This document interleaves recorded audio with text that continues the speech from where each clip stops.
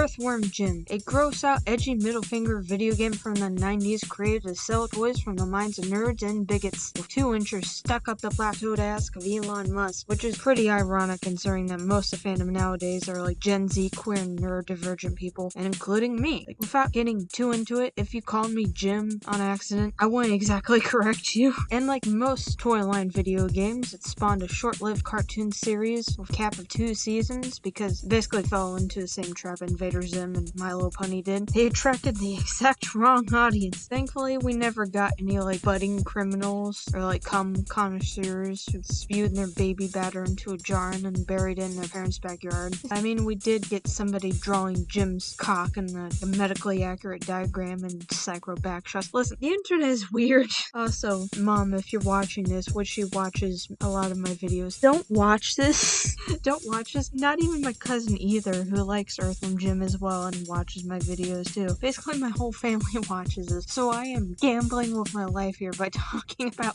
big, feathery, fat bird backshot. Oh yeah, speaking of gay sex, Evil Jim. Evil Jim, initially supposed to appear as a boss in Earthworm Jim 2 and a final boss in Earthworm Jim 3D, appeared in the first season of a cartoon as Earthworm Jim's evil clone. Well, he's called his evil twin, but it's not even an earthworm. If anything, he's like a glowworm or radioactive piece of paper, but I don't know, it was the 90s, there's some weird shit going on. I remember that day. Oh my god. Okay, I'm keeping that in. Evil Jim is supposedly Jim's exact opposite, but even in the very first episode he states that, it's immediately debunked.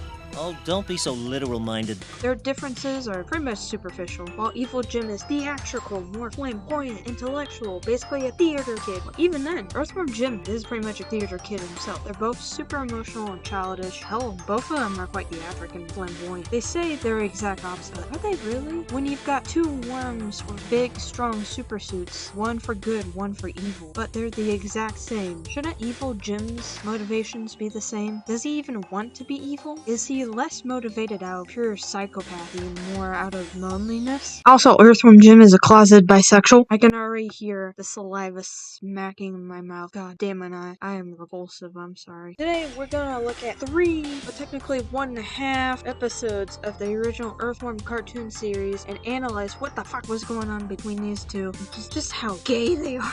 I was gonna review the TV show completely out of order because fuck you guys, but I think this is a little bit more cohesive and I get to talk about gay worms, pansexual worms. No one makes me feel this way. Jim and Peter take side gag character, the Hamsternator, to the mall, only for the tour to turn into protecting people from what can only be. Basically, they try to take a new superhero out to the mall and he ends up boring shit, including a child, which, alright, he's not eating things, he's stuffing them in his cheek, but I'm pretty sure that still qualifies as a sex crime. He should be on the registry. Why am I laughing at shit like this? This is not funny. I am not funny. Jim quickly gets tired and has to get high by deep-throating an entire cup of frozen yogurt just to get throughout this entire day because he just realized that he has to manage this thing. And like, superheroes probably have to go through millions types of drug tests monthly, probably bi-weekly, and it's the 90s, so he can't get legally high. So he has to resort to frozen yogurt that basically acts like alcohol, or at least gives him a hangover by the next day. He then unleashes this iconic moment. Brain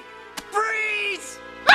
Copywriter scene reminds me of that one printer in my old library, which, to be honest though, my library didn't have like a printer setting where it can print out shirts. I'm not sure where they got that from. I don't know if that exists in real life. If that exists in real life, or if that was only like a 90s thing, please let me know. Hamsternator then tries to channel his inner Kake and service one printers, only to smash Jim's face into the screen to print his face, you know, like how those old school punks used to pull their trousers down and print copies of their generals, because apparently that was a thing. Hamsternator quickly gets bored, throws away the copies, and then runs off to assault the food service worker. So, Hamsty! Get that cheese hostess out of your mouth!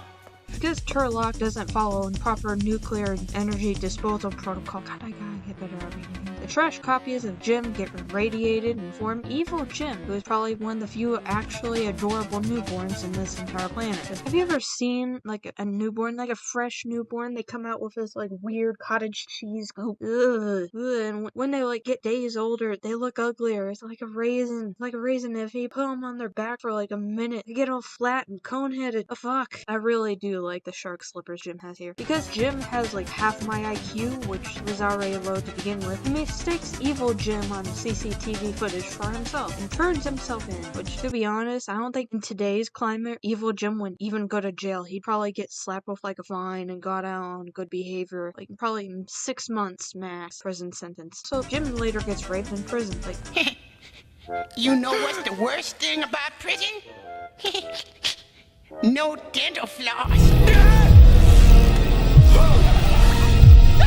this entire gag of Peter playing with the food and gagging, pretending to throw up is honestly, it was probably my introduction to this entire cartoon in the first place, which is one hell of an introduction. Wizard time, motherfucker! I love how flamboyant Evil Jim is when I love how flamboyant Evil Jim is when I love how flamboyant Evil Jim is when committing war crimes. I bet the anarchists on Tumblr are getting super hard right now just looking at this. Alright, we're skipping to the part where Evil Jim and Jim meet, because if I continue that joke, I'm gonna get arrested. This entire situation looks like BDSM with extra steps. You've got like the full like racks, Jim spread out, full eagle, full starfish, ready to take it. Well, Evil Jim's got the full-on foot kneeling on the table and everything. And I'm sure the writers knew going into this, or at least during the process of writing this scene, because the way they escape is Jim doing the grossest thing. Like, I'm pretty sure this is what it looks like when Amberlin Reed sweats. Ugh. And then he crawls out of his suit and he tells Peter, "Whip me! Whip me!"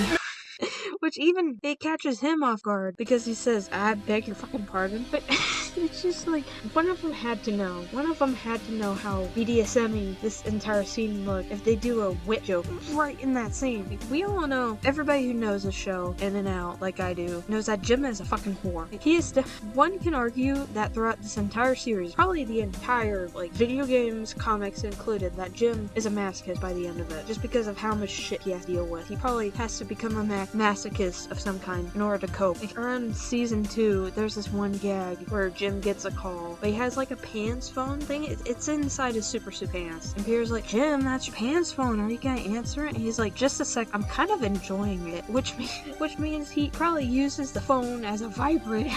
Listen, a superhero's guy gets nut, okay? Damn, dude, you're way too close just to be enemies. You see where I'm getting at? Two muscular, semi-muscular dudes playing this game or cat and mouse, face to face, wrestling each other chest to chest is gayer than gay sex, my guy. It's the same thing with like most superhero media. So like tight spandex, muscular dudes just getting on, just going to pound town. Not in that way, but they might as well be doing it in that way. It's like, I don't care if you're a man or a woman, if you have a dick or not. Eventually, after consuming so much superhero comics, media, TV shows, whatever the fuck, after a while you're gonna get a boner. It just happens. It's a canon event. I need to learn how Evil Jim does his mascara and eyeliner. My god. This one scene where Evil Jim goes to the mall only to meet up with Evil Jim. It's like a sort of prom era date night type of thing. It's like, it's late out at night. You're young, so you don't really have any like dirty thoughts or plans by the end of the night. You're just focusing on holding hands and wanting to show around your bow like a new ring or necklace, even if it's like a plastic. What are those called? Pop rocks? No, it's like ring candy, ring pop, something like that. Even if the new jewelry you're trying to show off is like that, you don't really care. You're just like, ooh, look at my boyfriend, or look at my girlfriend, or they friend. I did have like one date like this. They dumped me on Facebook a month later, and then I realized I was a full-on fruitcake, so I miss Waffle House more than I miss him. I swear to you, you can make a full-on YouTube poop with these scenes and not really have to put in much effort to make it look like they're having slightly public gay sex. Does it count as gay sex if they're worms, considering that worms are both like male and female, like full-on 50-50? I don't want to use the term hermaphrodites because that's like now reserved for animals and plants and not humans because it's offensive, and like Evil Jim and Earthworm Jim are more human human than they are worm at this point. Would dual sex work better? I'm not sure if that's like a Tumblr term. Oh, fuck it, I'm gonna use that because I don't want to get canned. Ah, fuck Twitter. I really hate this smile Evil Jim does with the normal teeth. Like, I prefer him with the clog type teeth. Like, he probably just needs a good brushing in because I don't like him with straight teeth. I don't like it. Evil Jim corners Jim, but Evil Jim corners Jim. Okay, it's not just me. It's just Evil Jim corners regular Jim. Okay, I think I'm just gonna address him as Grim, Glowworm, like I do in my fanfics, because I cannot say Evil Jim, Evil Jim, regular Jim, this entire script. He corners Jim, but his lair is stopped by frozen yogurt that honestly just looks like very chunky cum. Like, they could have used any other color for this, because frozen yogurt, at least nowadays, is not white. He also doesn't have a clitellum, meaning that Evil Jim is probably infertile. We're moving past the second Walter rape joke. Hey, Sacro, and he is being forward. Great. Mr. Langdale, I have several questions. I don't think any of them are gonna get answered. Not even second to the main plot, and we've already got Jim calling Evil Jim strangely handsome. You nefarious yet strangely handsome. Straight to his face, in front of his already existing love interest and sidekick, who's probably definitely got a crush on him. This dude's as straight as wet spaghetti. There's not much to this episode considering the main plot. So even an Evil Jim is not really in this plot. It's like Bob the Killer Goldfish and his like giant ex-boyfriend or something. But when he's in the episode, he's basically going on about how he and Evil Jim are inseparable. And You can never escape me! We are as inseparable as cup and saucer, shoe and sock, top and bottom bread slices in a sandwich!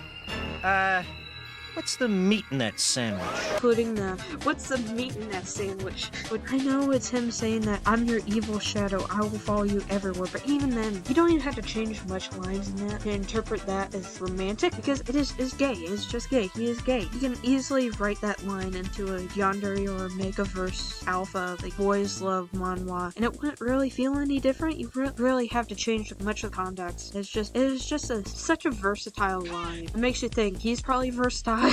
Evil Jim later woos what's-her-name in the meantime while Jim fucks off and then dies, like he canonically dies and gets brought back to life, because Doug Tennapel really loved to do that. He really loved to kill and resurrect. Oh my god, Earthworm Jim is a Jesus allegory. By the end of the episode, Jim is like, did I forget something? Oh shit, I forgot both of my lovers. And he goes back to the same scene. And there's like a new coffee shop and they've got like hot cocoa and he's reading what's-her-name poetry, and it's so cute, it's so very cute because they both seem genuinely happy, but then Evil Jim looks so sad when regular Jim is just like, the fuck are you doing, you little shit? And he basically tells what's-her-name, I'm sorry babe, just let me get this. He's like so polite. He is automatically 10 times more trustworthy than any man in real life in a post-Andrew Tate world. Like, you can trust him with your drink. I don't, because I don't drink. I'm like more into weed than alcohol, but even then I still watch my intake, especially if there's like other medication like antidepressant or anything. Ash's tip right here: never do edibles. Never. You think you can handle it, you can't, because you're just gonna be like, I'm gonna have like one tiny piece, you eat it, and like I feel nothing. You have another tiny piece and another tiny piece, and by the end of it you're having a panic attack in the middle of your floor while trying to play Slime Rancher at like 3 a.m. Don't ask me why that was super specific. Have I been forgetting to list out the episode names? Jim opens the episode by doing a little jig. He basically turns Jim and Peter into like old men thinking that'll work, and it backfires. It turns them into babies, and it's basically just the equivalent of showing your boyfriend your baby photos, except he's like too afraid of cuteness. He's like, gosh, you're cuting me to death. After that debacle is solved, Evil Jim takes what's-her-name and Peter to a date to this haggis diner place. Oh god, he's here again.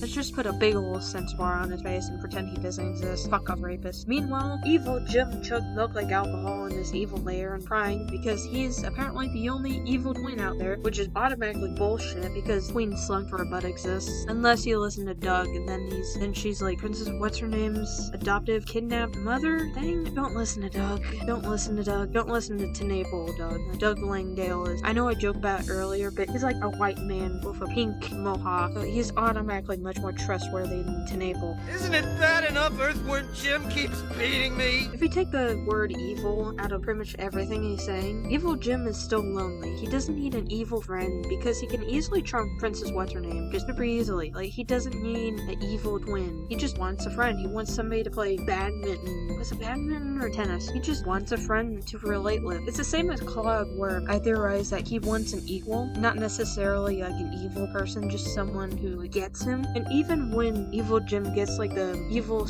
super evil twin ray gun, where the fuck, his immediate thought after getting new friends, oh boy, is But first, I will destroy Earthworm Jim! the jokes write themselves, boys. The jokes write themselves. Not to mention the next scene where he crashes at the diner where Earthworm Jim and What's-Her-Name are having a date. Earthworm Jim is immediately like, oh, hey, Evil Jim. Come on, sit on down. Join us. It's like, I don't know if it's because I don't get out, or like, I don't think heterosexual couples invite other people to their dates unless they've got some sort of like poly thing going on. Though Evil Jim is still kind of salty over earlier, he declines the offer and continues with his evil plan. Then Earthworm Jim goes, oh, that's different. Like, he seems super entertained by the whole thing. Like, this is their entire shtick. It's the games that they play. Evil Jim doesn't really seem to be too into What's-Her-Name's evil clone either. He's just like, he gets flirted with by her so much, and he's like, he doesn't even blush. He's just, he's like a brick wall. So he's not into her. He's only in it for Jim. I feel like I've read too far into the script. Jim tackling Evil Jim off the motorcycle literally looks like a lead up to an interesting hentai, which if anyone on Newgrounds more talent than my autistic ass is seeing this, could you animate that for me? Thanks. Jim is such a pushover for Evil Jim. I don't think he'd like easily give his gun to Psychro or Professor Monkey for a head. I think he'd put more of a fight if they were involved. But no, with Evil Jim, he's just like, oh boy, you got me again. I feel like Evil Jim and Psychro, if Psychro was put into the scene instead of these guys, like, isn't this an evil fraternity? I don't think women are allowed to be in fraternities. Queen Slipper, but what are you doing here? Like, I would have loved there to be an episode where Evil Jim and Psychro have team up, but they're just fighting each other as much as they're fighting Rigger Jim. Like, they're constantly bickering, and Evil Jim is totally racist against Spaceper. And eventually Psychro would question, there'd be probably a line somewhere like, are you fighting or flirting? Just throwing about there somewhere. Because I'm pretty sure he's definitely gay. He's never like flirted with a woman in the cartoon at all. The only time where he's like associated with getting married to a woman is when he's trying to marry Princess What's-Her-Name in Earthworm Jim 2, but only for the status symbol, because like Queen Slipperbutt is dead at this point, so he basically wants to be King Slipperbutt. He's very much an opportunist instead of like actually attracted princess. I'm pretty sure he's in his like 50s and Princess is in her like 20s. At least Jim gives Evil Jim an evil cow instead of showing his assailant this time. Thanks, Peter, for proving the Turlock legal system is just as fucked as modern day America's. Wonder if the mic picks up the clicking. Like I said, worms are, well, dual sex. They're both male and female, well, genital-wise. They don't really have any comprehension for the human gender norms and shit. They just, like, eat, fucking die. No male or female shit. No mates for life. None of that leftist bullshit. Even if you turn them into humanoid creatures, though, the instinct is there. Earthworm Jim, goddamn slut. He jokes about his friends getting him dancers to pop out of his birthday cake. He's in the Baywatch, shouts, cat fight, when What's-Her-Name and the other evil bitch fight. Bring out the dancing girls, pants phone vibrator. He is a total man whore. Not even a man half the time. He might have eyes for Princess What's-Her-Name, but he still has knees. He's even got his full willy out in the first game. Gone full on cunty. Oh god. Evil Jim, he's at least a romantic. He reads romantic poetry to What's-Her-Name with some coffee, hot cocoa. I don't know if Earthworm Jim knows what sex is. Like, he's definitely got a libido, don't get me wrong. But you can know how to wank it and not know where to put it. Even if he sex someone up, even if you are like a sexual creature, you can also not really know what to do. Like, if you subscribe to the idea that Jim is autistic, he's socially bankrupt. He fumbles the ball more than an epileptic basketball player, even when his days got her legs spread. Like, oh. So add in Princess What's-Her-Name, a woman who was basically raised in a jail cell her entire life with all the desire, but none of the knowledge of how romance and sexuality works. And you've got an interesting like three-way situation there. You thought that I was talking about how Evil Jim Earthworm Jim got this weird yaoi thing going on? No, I'm talking about polyamory, motherfucker. Alright, so Evil Jim is into what's-her-name and Jim. Jim is into what's-her-name and Evil Jim. What's-her-name is into Evil Jim. Depending on the day, also Earthworm Jim, it depends on the day and the comic and the writer, and if the writer is okay with fictional sexual assault. They're all three of them are lonely fuckers. Just different flavors of lonely fucker. So the solution? Have all three of them date each other. Listen, it would be hell, it would be chaos, but it'd be probably slightly healthier than what they've got going on now. I mean, listen, before you say, Earthworm Jim isn't queer, you're just spewing leftist bullshit again. He isn't queer or neurodivergent, he's just a quirky guy. Why are you gonna